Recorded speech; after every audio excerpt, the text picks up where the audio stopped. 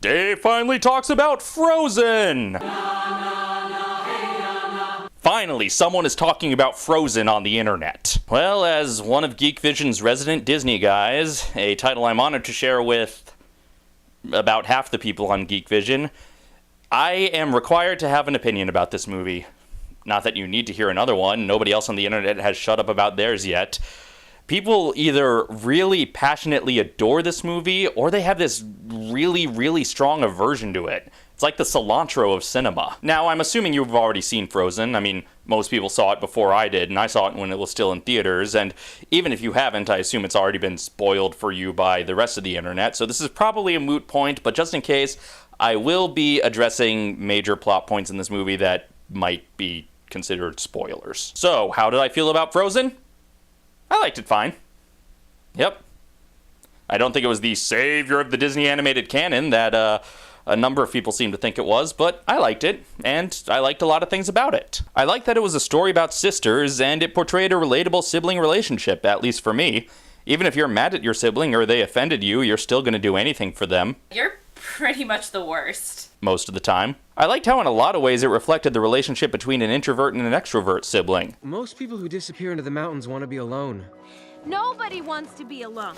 I liked that deep down, what Anna really wanted was to just not be lonely anymore, and all of her other goals in the movie were just attacking the symptoms of loneliness. I like the portrayal of someone who really wants to fix things for the one they love, but just can't, and isn't allowed to explain why. I liked Olaf. I liked that he was the thematic embodiment of the relationship between the sisters. I liked that his humor came not from Eddie Murphy-esque wisecracking, but from his sincerity and naivete. I liked that we finally have a Disney song with an Arrested Development reference. I mean, it's crazy. We finish each other's Sandwiches. That time I was gonna say sandwiches. I like this trend of Maurice LaMarche as a minor character and Alan Tudyk with a silly voice as an antagonist. And yes, I liked the act of true love, even though they really had to layer on the misdirection to make it a surprise. But of course the movie was far from flawless. I know some people who said they were confused by plot points, and I didn't think any of them were confusing. I thought they all made basic sense, but I'll admit some of them could have been explained a bit more clearly. Elsa finds out love is the answer, so she starts loving, switches to the love setting, just sort of feels the love tonight, and that makes it all better. And speaking of Elsa, I think it's really weird that Let It Go has been embraced as an empowerment anthem, when that's really not its role in the story. Yes, she's discovering exactly what she's capable of when she lets go of her fear and repression.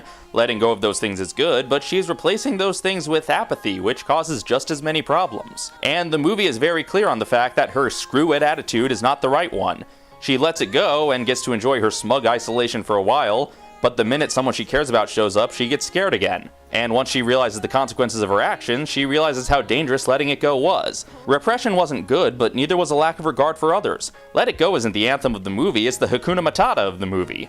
Maybe that's a bad example, since some people have also embraced Hakuna Matata as an anthem, but that movie actually yelled at its protagonist about how wrong it was. So why worry? Because it's your responsibility. By the end of the movie, Elsa figured out how to be comfortable with herself while still being aware of how she was affecting other people, but Let It Go is definitely not the conclusion to that arc. Besides, we all know that the real best song in the movie was In Summer. Bees will buzz, kids will blow dandelion fuzz, and I'll be doing whatever snow does in summer.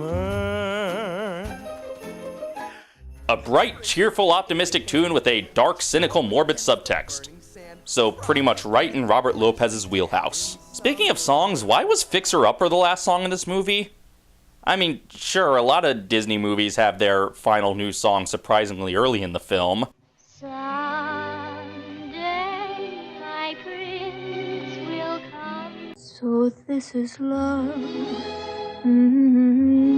I can show you the world, shining, shimmering, splendid. Prince Ali, yes it is he, but not as you know him. Can you feel the love tonight?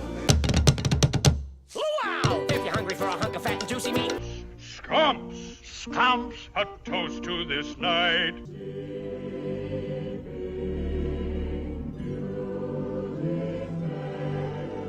But they also all had reprises at the end.